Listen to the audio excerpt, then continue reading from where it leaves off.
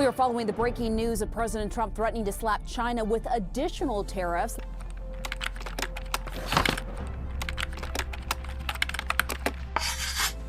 Hey Patriots, welcome back to the channel where we speak truth, expose hypocrisy, and decode the headlines the mainstream media distorts. If you're tired of corporate spin and media bias, you're in the right place. Hit that like button, subscribe, and turn on notifications so you never miss a drop of real talk. And if you're fired up about America standing strong against foreign economic threats, let me know in the comments below. Your voice matters more than ever. Now let's get into it. Today, we're breaking down President Trump's bold move in the escalating trade war with China. And trust me, CNN is not giving you the full picture. Kevin, what is the president saying about this potential escalation here?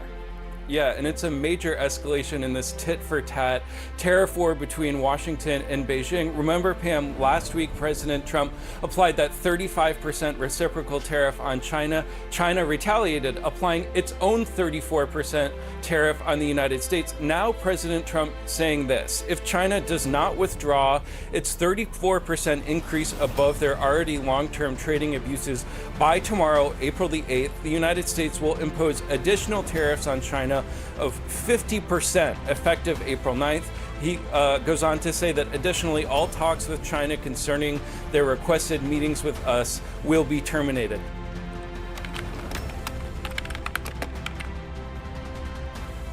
So here's the big headline.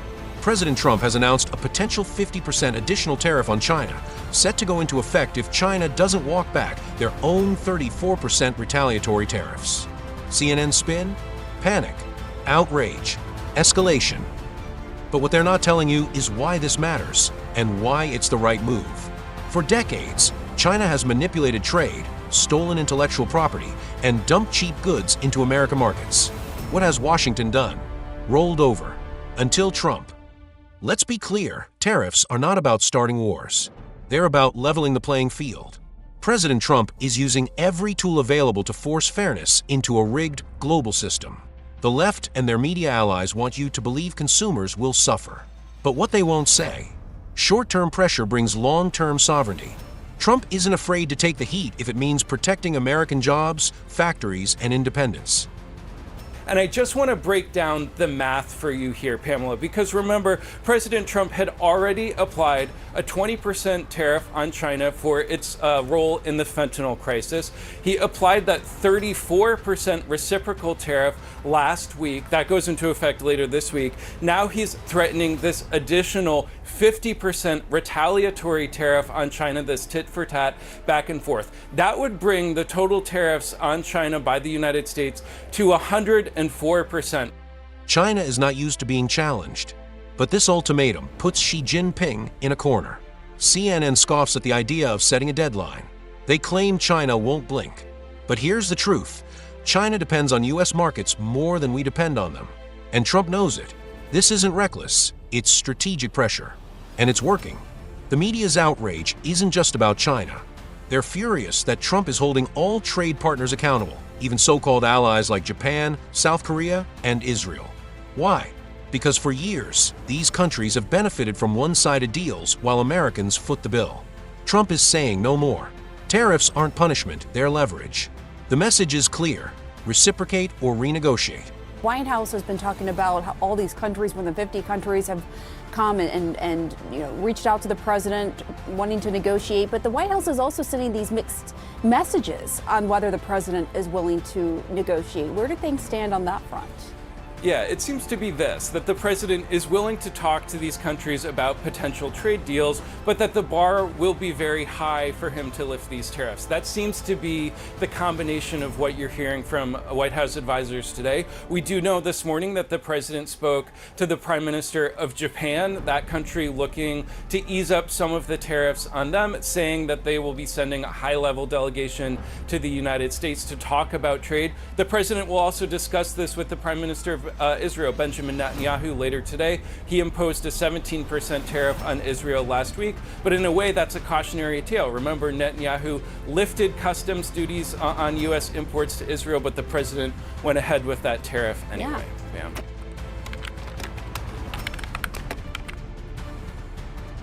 Yes, the markets are shaky, but guess what?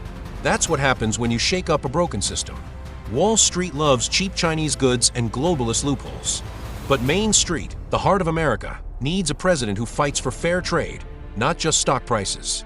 This isn't a trade tantrum. It's a calculated shift to restore economic sovereignty.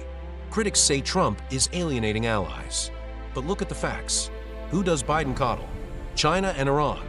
Who does Trump pressure? Countries that benefit unfairly from U.S. generosity. Real strength means treating allies with respect, but not submission.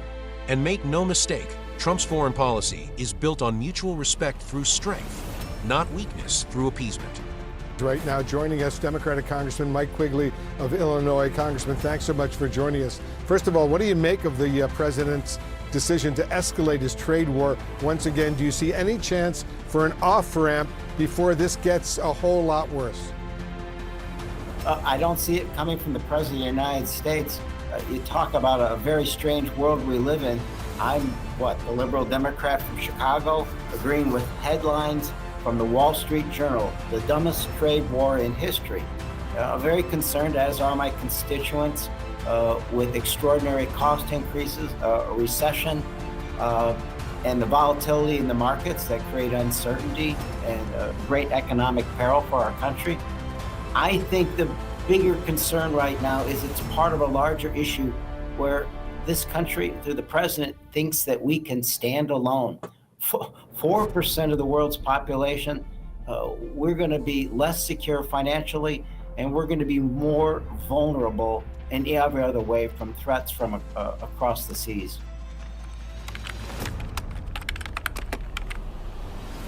Congressman Mike Quigley called this the dumbest trade war in history. Really? What's dumb is allowing China to flood our markets, exploit our supply chains, and dominate our tech sector while we smile and say thank you.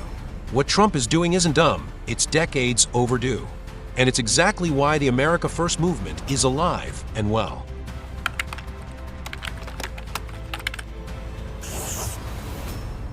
If you made it this far, thank you. You're the reason we fight to get the truth out there. Like, subscribe, and share this video with every patriot you know. And drop a comment. Do you support Trump's hardline stance against China? Or do you think it's time for a new trade approach? Until next time, stay free, stay informed, and God bless America.